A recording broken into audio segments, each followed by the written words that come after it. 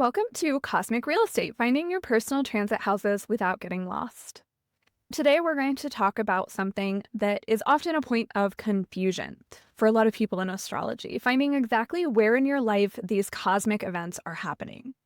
You may hear Mercury is retrograde in Aries or full moon in Virgo, but have no idea if that's affecting your relationships, your career, your home life, or something completely different. By the end of this video, you'll know exactly how to find which house any transit is occurring in for you personally, so you can understand precisely where in your life to expect changes. Let's get started. So first, houses is your personal map. Think of your birth chart as a piece of property divided into 12 sections. These sections or houses represent different areas in your life. When planets visit these particular houses, they activate that area in your life. The theme of that house is then present in your life during that time. These houses matter more than the signs sometimes because these themes can have a real prevalence around the energy that you feel in a particular area. This also gives an extra layer of nuance when you're looking at transits in the scope of human design, not just in astrology, where we have these gates, which are broken down even more specific energy than the signs, because we have 64 gates versus the 12 signs in astrology. And those 64 gates give us a very nuanced understanding of the energy of that sign, and then the house takes it a layer deeper. The difference between collective experience is those signs, and the personal experience is much more those houses. How the same transit can affect people completely differently based on your house. So your neighbor may have a completely different rising sign as you, and they're going to experience this Venus retrograde completely differently than you are. We're going to look at specifically the house that these things are occurring in for you. Quick example, Venus retrograde is happening, it just happened, as I'm filming this video on March 1st, 2025. Venus has started its retrograde in Aries, and depending on what house Aries sits in for you, it could be about love and relationships, it could be about your home and stability, or it could be about higher learning and even more spiritual themes. Now let's get into how you find your houses, the practical side. First off, we're going to talk really quickly about house system types. There's a lot of different calculations for the houses in astrology. Now, I particularly only use one. This is for simplicity's sake. It's also just the easiest to look at and conceptualize. I feel like it's the easiest one to use in collaboration with human design. This house system is called whole sign houses. This is one of the oldest house systems in astrology. It's used often in traditional or Hellenistic astrology, if you're familiar with either of those. And that's the one I like to use. It cuts the pie in very equal slices. So certain house systems, like Placidius, for instance, goes off of particular calculations of the signs based on the exact degree your rising is happening at, versus whole sign finds your rising sign, that is your first house, and then we have nice even dividers all the way around. So you don't have signs happening in two different houses.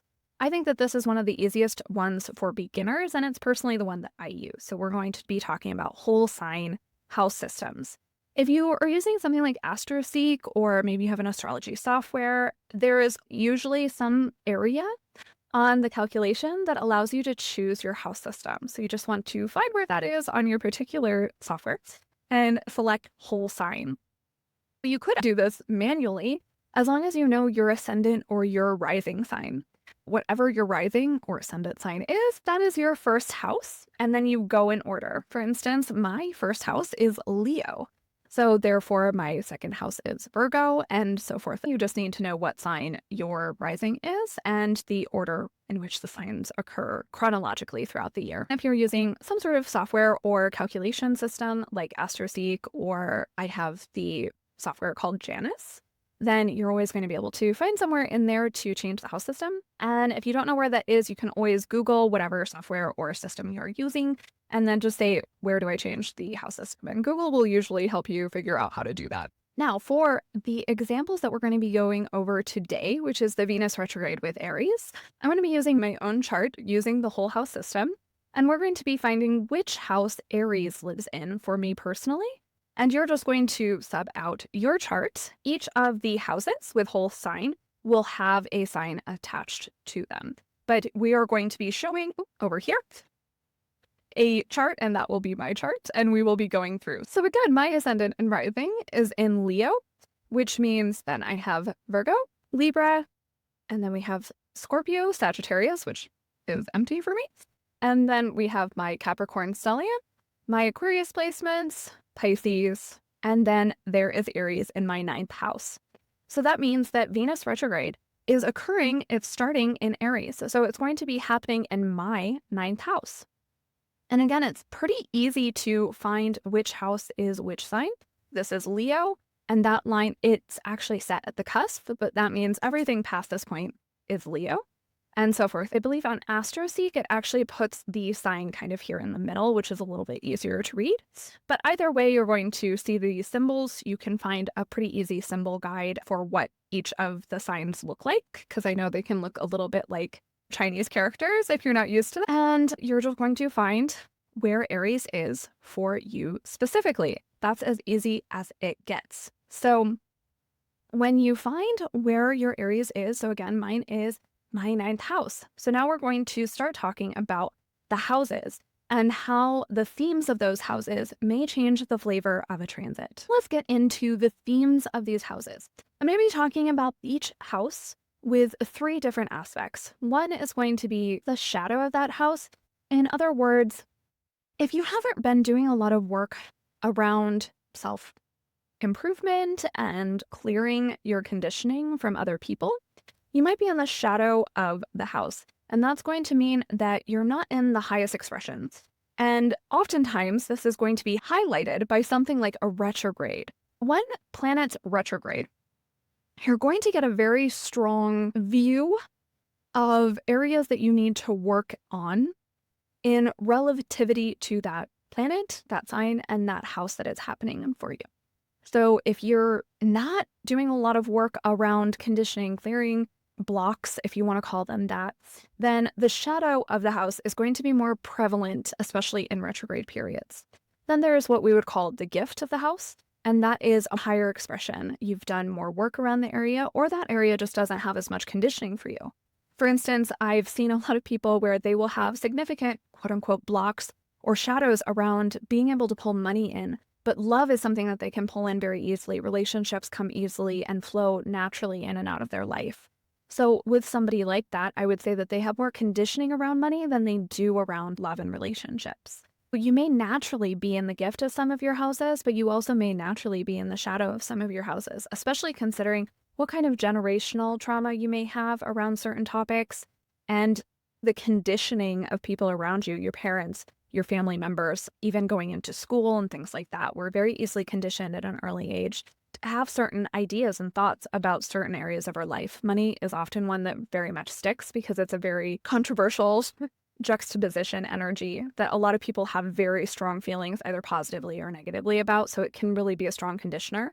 Love can be a similar thing versus something like higher learning, the 9th house, might have less attachments for you. So let's get into each of the houses. We're going to start with house 1, go all the way through house 12. This is a great video to come back to time and time again as these transits occur so that you can look at these specific houses. It often takes repetition to remember what house means what thing. We're also going to be looking at it through the entrepreneurial and business lens, so you can see how these might affect you differently in a business sense versus a personal sense. So let's dive in. House 1, self and identity. In the entrepreneurial sense, this might be your personal brand, leadership style, and how you present yourself to the world.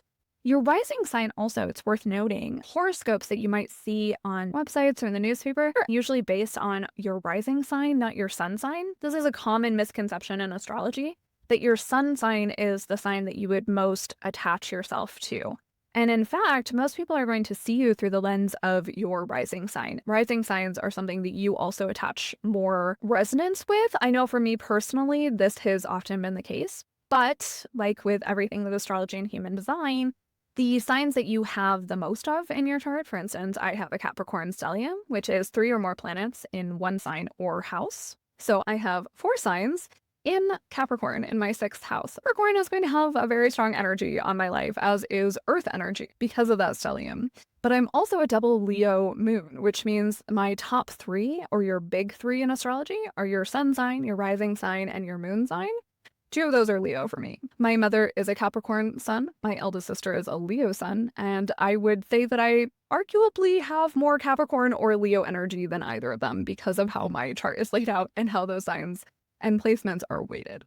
Always take that into consideration. Astrology, if you just look at one aspect, can be very limiting and doesn't give you a full view. Similar to human design, if you only look at one aspect of human design, you're not going to get the nuance or the value of your personal map because one particular aspect is not the whole enchilada. Always worth noting. Again, going back to house 1, personal brand, leadership style, how you present yourself to the world, which you could see being very relevant in an entrepreneurial lens. What I'm doing right now with video content has a lot to do with house 1 and my rising sign, which Leo loves a stage, so this is kind of good for me.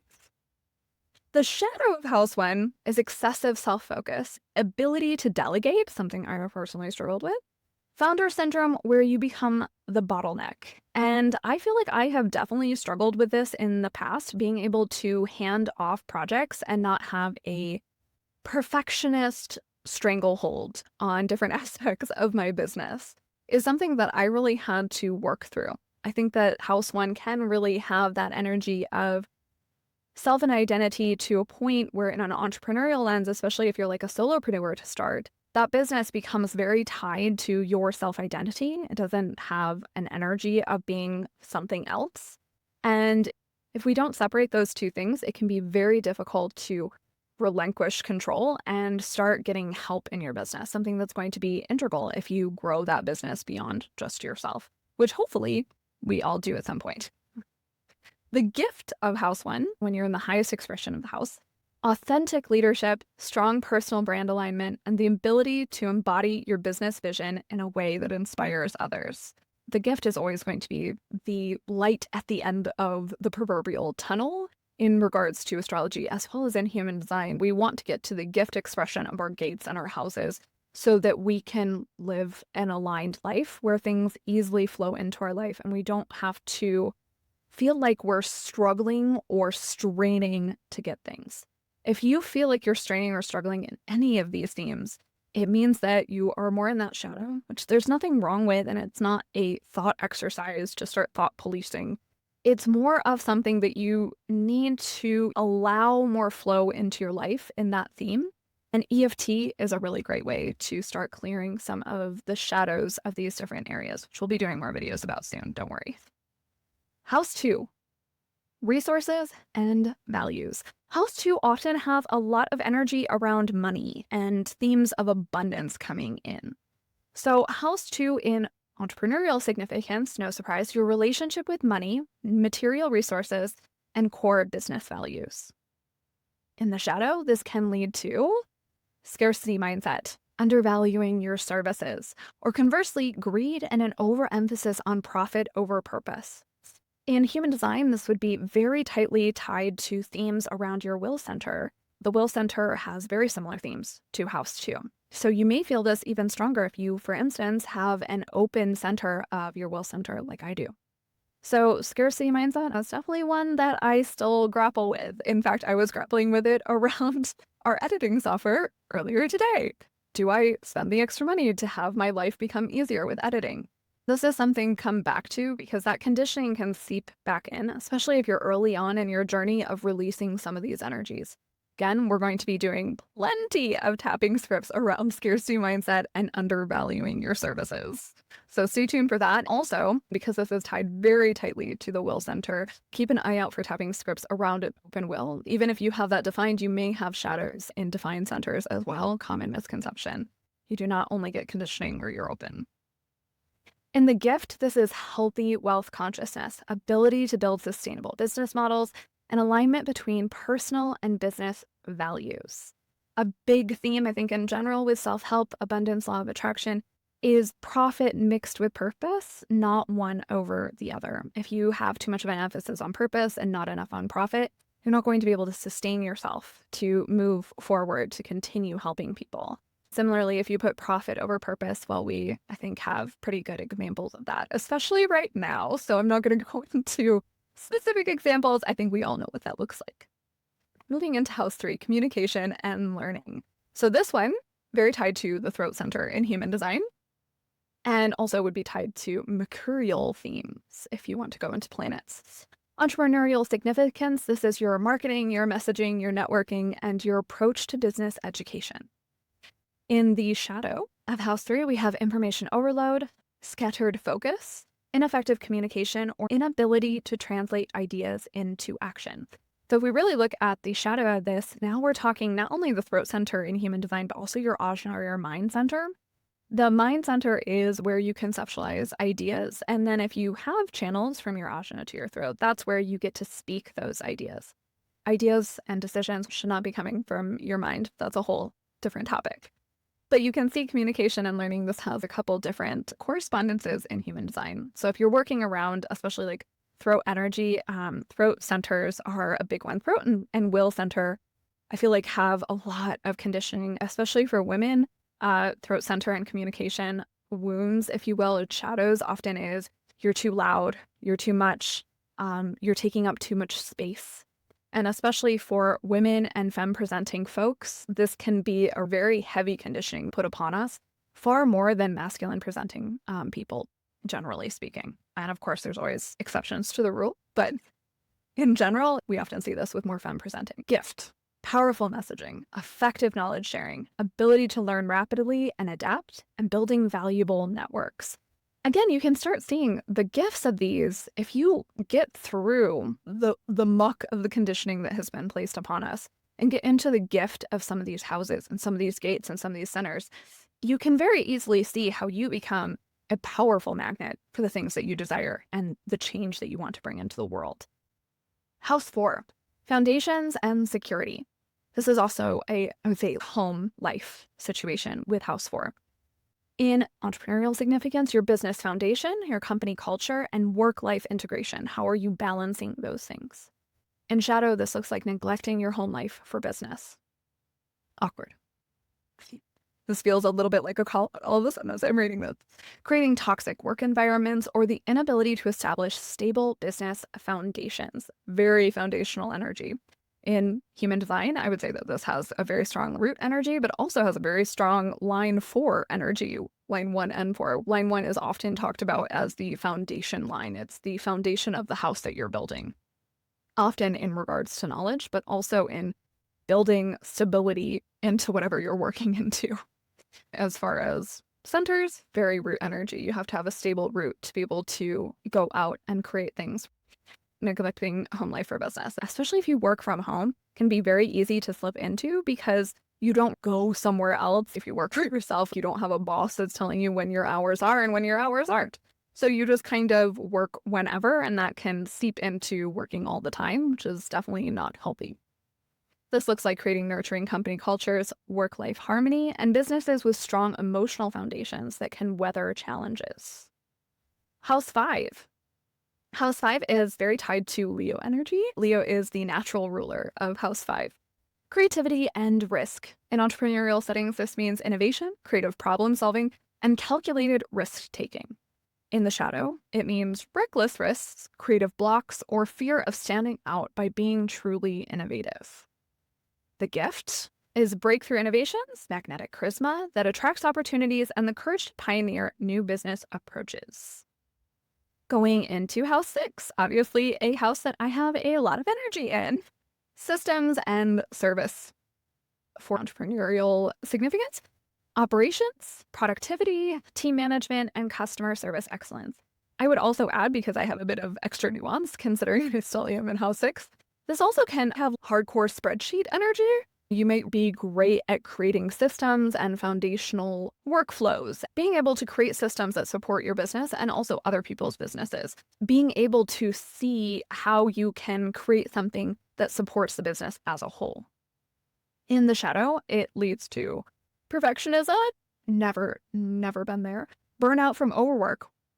I've never had that either. Or creating inefficient systems that drain resources. I would also add into this would be the busy for sake of being busy and not working on things that actually matter and being able to prioritize what matters over what is a to-do item. Feeling busy versus being productive, two very different things. And should not be a surprise. Anybody that understands stelliums and Capricorn energy in terms of astrology will be able to tell you that Capricorn stellium in the sixth house is a rough pill to swallow in a lot of regards. Because as you can see, that house has a lot of Capricorn, earth, perfectionist, business-oriented, logical energy as well. And having them combined, the shadow and conditioning of the sign mixed with that house can be a real triple whammy.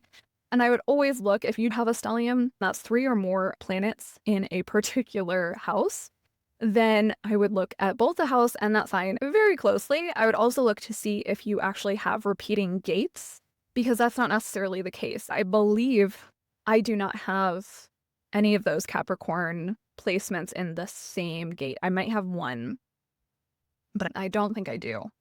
I'd have to look at the center. I'm looking at my astrology chart right now being like, I don't think that's the same gates. So you may have completely different gates, but the same sign, because there are 5 to 6 gates in each sign in astrology going to human design. House 7. Getting into partnerships and contracts. In entrepreneurial significance, this is business partnerships, client relationships, and contractual agreements. In a personal sense, this could have more to do with your personal relationships, love life, and friendships. In the shadow, this is codependency and business relationships, poor boundaries, or the inability to collaborate effectively. Listen, I think codependency is another really big kind of sticky texture thing that we get a lot of conditioning around, especially if you identify as highly sensitive or empathic, which oftentimes either means that you have a lot of conditioning over a defined emotional center, or you have an open emotional center and you're taking in energy and emotions from other people.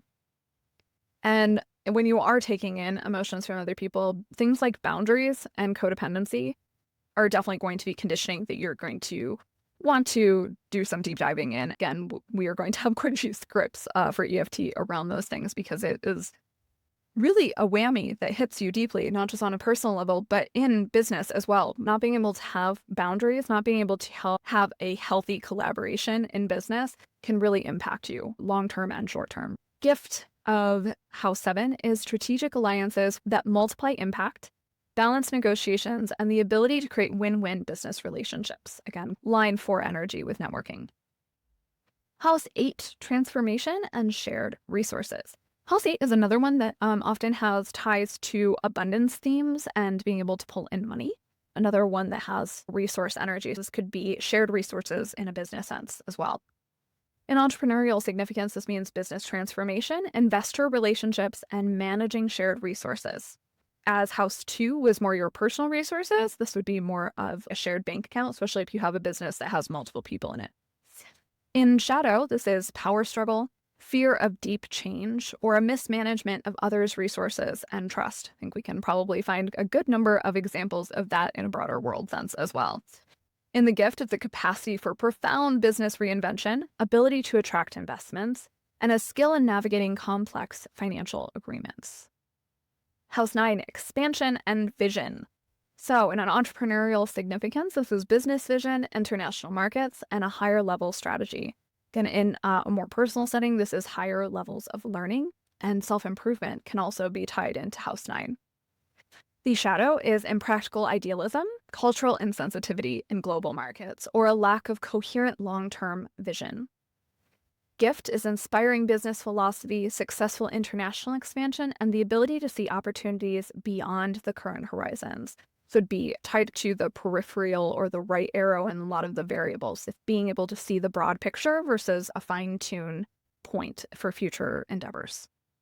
House 10. So House 10, I'm going to add a little extra here with the entrepreneurial significance, because House 10 is tied to your career.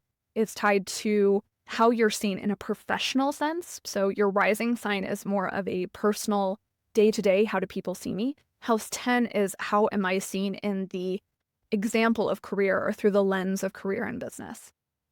Entrepreneurial significance is your business reputation, professional achievements, and public recognition. The shadow is workaholism, unhealthy attachment to status, or a fear of public visibility and scrutiny. I will be a little bit vulnerable here too. The natural ruler of House 10 is Capricorn. You can see some ties with that House 6 energy to House 10.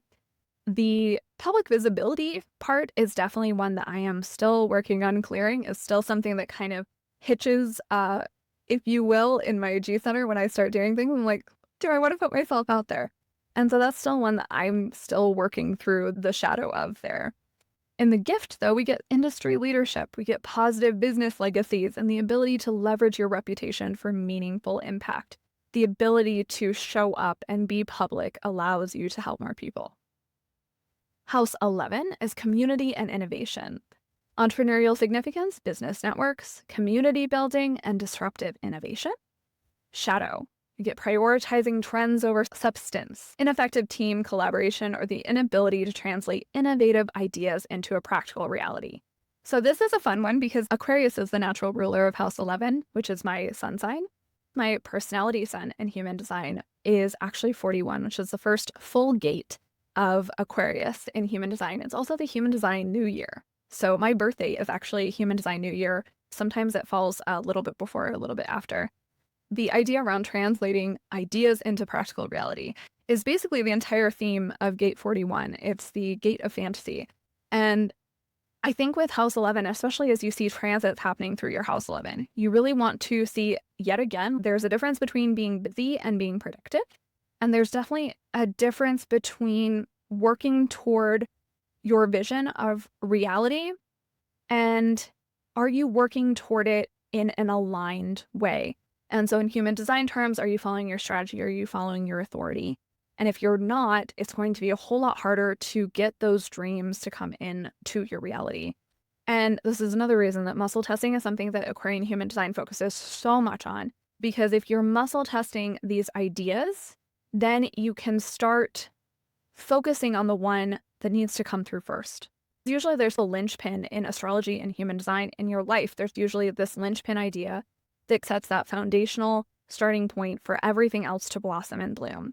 And if you use your authority, if you use muscle testing to figure out what that linchpin is, that's where things are going to make it so much easier for those ideas to come into your reality. I would pay special attention if you have a retrograde happening in your 11th house. And finally, House 12 is intuition and surrender. The natural ruler of House 12 is Pisces, which is a very emotional, very intuition, spiritual sign. Fun fact, I have only one water sign in my entire chart, and it's Scorpio. So, entrepreneurial significance, we have business intuition, behind the scenes work, and knowing when to let go. Important. Shadow, self-sabotage, isolation, or the inability to recognize when a business approach needs to end. Gift is powerful business intuition, capacity for strategic retreat and renewal, and the ability to access unconscious creativity for the breakthrough solutions you're looking for. This has very strong ties to the spleen center in human design, which is in charge of not only intuition, but fear and survival. Muscle testing is an amazing tool for getting in touch with your intuition.